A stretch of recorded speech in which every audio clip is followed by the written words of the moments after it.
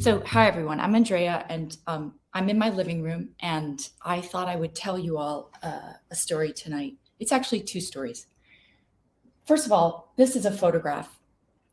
It's my favorite photograph of my childhood, but it's blown up very large. That's me in what looks like the front of the car, but is actually the back. Behind me is my little brother Pablo, and behind us is our big brother Thomas. And we were actually learning to drive because our father was a true eccentric. He didn't think of himself as an eccentric. He thought it was perfectly sensible to take his three children, ages 6, 10, and 12, into the mountains to learn to drive a car with no seatbelts. But I actually love this photograph because it just captures so much of what my childhood was like, from the fantastical adventure of it to moments, the deep chaos of it. And I think one of the things that's on my mind tonight the most about this photograph and about my childhood is the thread that pulled me through it, which is that bond between my brothers and I.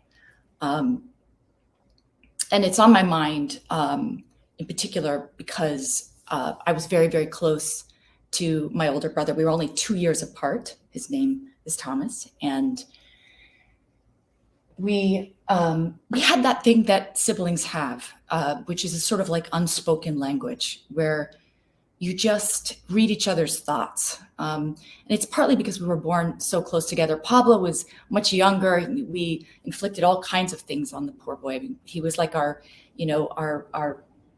pet, for lack of a better word, the baby. Thomas and I, it was like I had a shadow or he had a shadow. That's how it felt. And that bond, that's what gets you through your childhood.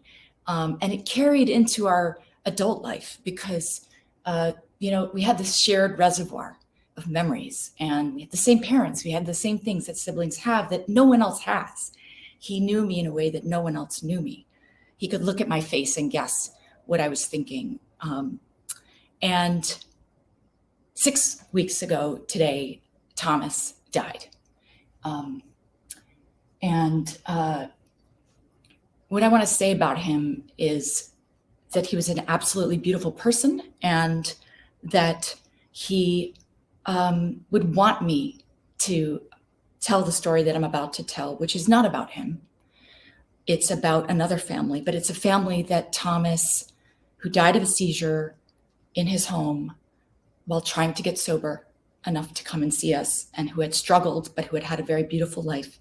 It's a story that he would want me to tell because it's a family that he knew, he met them, and he heard a lot about them over the years because I was forever reporting on their lives in a way that he thought I would never finish. Actually, he didn't think I would finish the book, Invisible Child.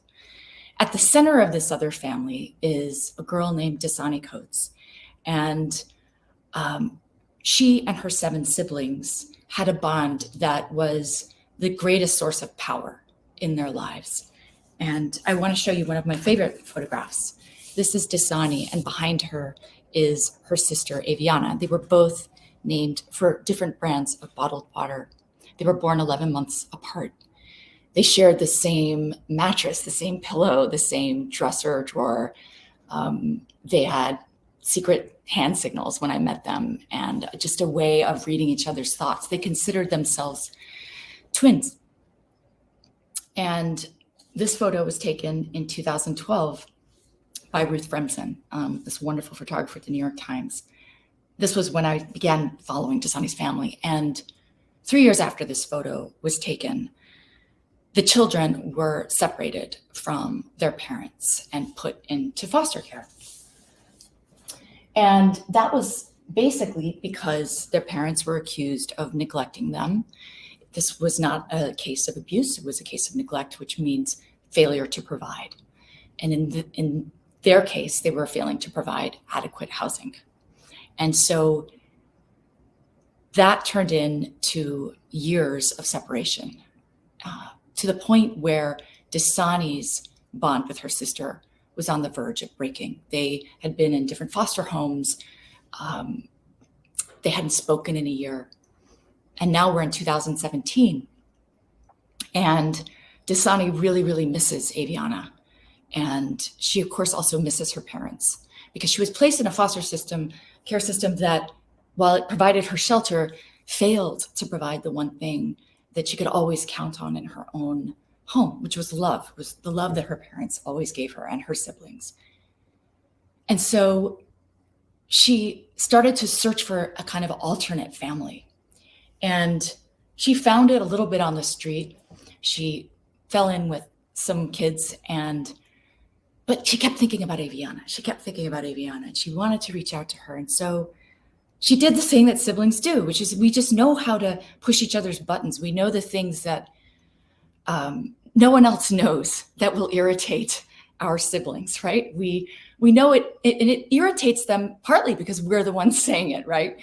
It's just such a deep bond. But she did the one thing she knew would irritate Aviana, which is that she posted a photograph on Facebook of her with these 3 girls, and they were throwing gang signs. And she wrote in the post, "Forever family." Sure enough, 2 hours and 35 minutes later, Aviana appears on Facebook, waving a digital hand. And Dasani waves back. And then this feverish correspondence starts. They're very nervous, but they want to see each other. So they finally agree to meet. They choose a train station. It's in Queens, Broadway Junction. It's now December 10th. Aviana leaves her foster home in Queens. Dasani leaves her foster home in Staten Island. They each get on their trains. They head out. They're texting. Soon they're minutes apart. They both pull into the station. They dismount, and they can't find each other. And so they start texting, and the texts are like, "Where are you at?" "Well, I'm upstairs." "Well, I'm downstairs." "Well, I'm coming up." "Well, no, don't come up." "No, I'm coming down." "I'm at the turnstile." "No, the escalators. Come up the escalators." "I'm coming down." "I'm coming up." And it just stops. The whole thing stops. The station freezes because these 2 girls are crashing into each other. They're crashing into each other and holding each other and not letting go. And everyone is staring at them to the point where Dasani screams, "Mind your own business." And Aviana is just holding her so tight. They're like 2 refugees who have crossed an unseen border, and they don't want to let go.